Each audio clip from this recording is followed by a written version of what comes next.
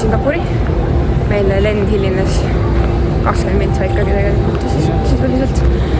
Nii et kahjuks ei jõua siin Singapuri lennujaamas ringi avastada, aga me sõitsime mööda sellest ilusast kosest. Pulss kaeb.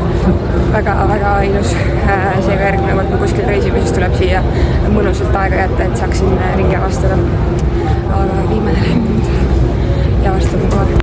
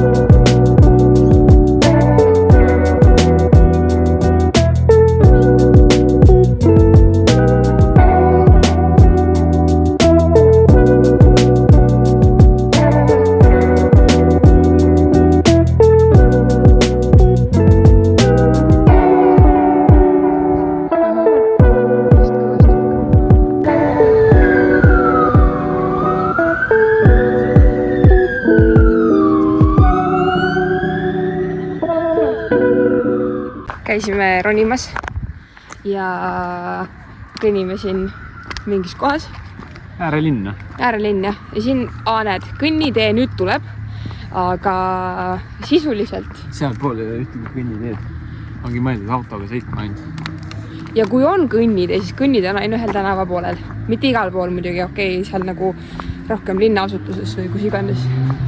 Rohkem linnas sees on ikkagi nagu mõlemal pool kõnniteed. Aga jah, äärelinnades ei ole nagu põhimõtteliselt üldse. Nii et me oleme veidrikud. Ja tegelikult jalakäijad pole ka väga palju näha Tugühemest. Siin äärelinnades ei olegi jalakäijad põhimõtteliselt. Jah, ja kui me linnas kõndisime ka, ega seal ka väga palju jalakäijad ei olnud. Mitte nagu kesklinnas, aga nagu meie nii-öelda korterist. Autokultuur, ikka nagu eestlased. Et Prisma on üle tee, aga ma olen autoga.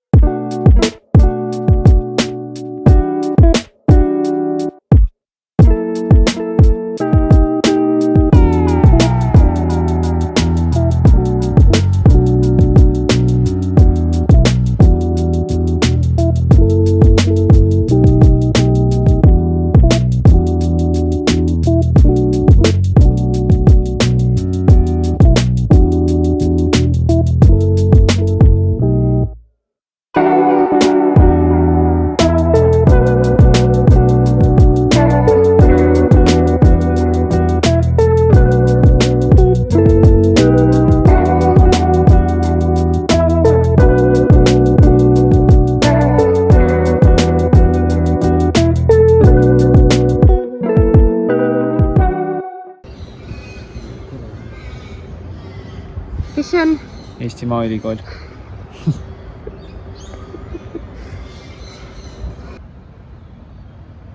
Süritas sinna auku lihtsalt praegu.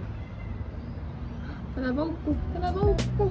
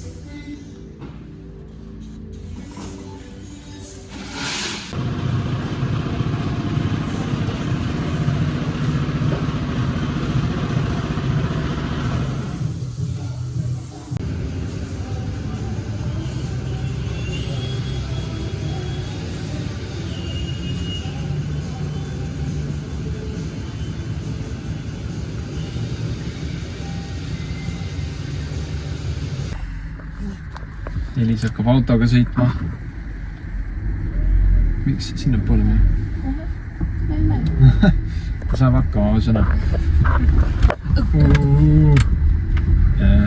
Me käisime ühesõnaga, vassime auto on ju. Ja natuke oleks seda autot vaja remontida on ju. Miks siit ei läinud? Ma ei tea, see näitab sealt.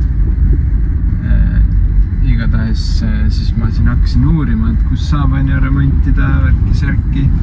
Siin on mehaaniku tunni hind $150 tunnis on ju. Ja siis ma mõtlesin, et tahaks ise remontida. Siis ma hakkasin seda ise remontimise asja uurima. Ja tuleb välja, et siin Perdis on siuke äge garaaž nagu iseteenindusgaraaž. Et maksad lihtsalt tunni hinda tõstubki rendi eest ja tööriistade rendi eest, mis on $30 tunnis, mis nagu $150 tunnis võrreldes sellega nagu on mitte midagi. Ja siis me käisime just seal, et vaatan üle, mis autol vaja teha on, värki-särki ja maksin $42, et autot üle vaadata, kõik natuke mingid tööriistasid kasutada, breaklinerit tassin, kaltsusid kasutasin ja maksin $40 ja tund aega olin seal enam. Aga nüüd on vähemalt teada, mis on vaja autol teha, ei olegi nii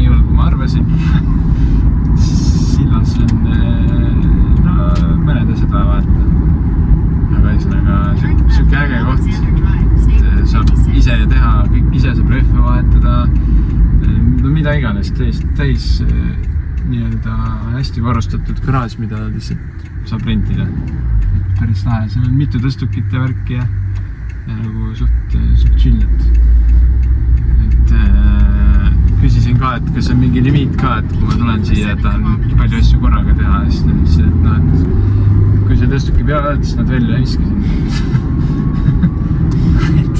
et nad saavad aru, et vahest läheb kauem kui arvata nii, aga ühesõnaga jah, nii et ma tulen, kui me pangakaardid kätte saame, siis saan varuosad osta ja saab remontima hakata. jah, siuke lahe see, et saab nagu täiega odavamalt. Mina olen väga rahul selle kohaga. Eelis, mis sinu tunded on? Minu arust on ka väga lahe. Ja lahe on see, et see on puhas, mitte mingi nagu lambi garaaž, vaid siin nagu hoitakse puhtust. Mingid vennad läksid ära, aga siis pesid selle enda tõstuki aluse koha mupiga puhtaks, kui ära läksid. No ma väga ei lagastanud seal, ma natukene tilkus break-cleanerit, aga ma tõmbasin selle lapiga üle. See aurab ära nii küll. No selles suhtes ikkagi viisakas koht ja värki ka, et nad ise ütlesid ka kohe alguses, et korista enda järelt ära ja pane tööriistad tagasi sinna, kus ütlesid. Nagu asjad peaksid käima selles mõttes, et nagu loogiline. Ja minu jaoks ongi loogiline, aga mõndade inimeste jaoks ei ole. Kas selle autod põlevad tagurpidi käigu tuleda? Ma ei tea, ma just vaatasin seda sama, Kahtlane. Ühesõnaga, saab auto korda ja siis ma julgen sellega pikemalt sõita. Praegu on väga sketši. No tegelikult ei ole hullu, et sain teada, et see auto ongi normaalne, et ta on ebanormaalne. Aga ma tahan natuke paremaks saada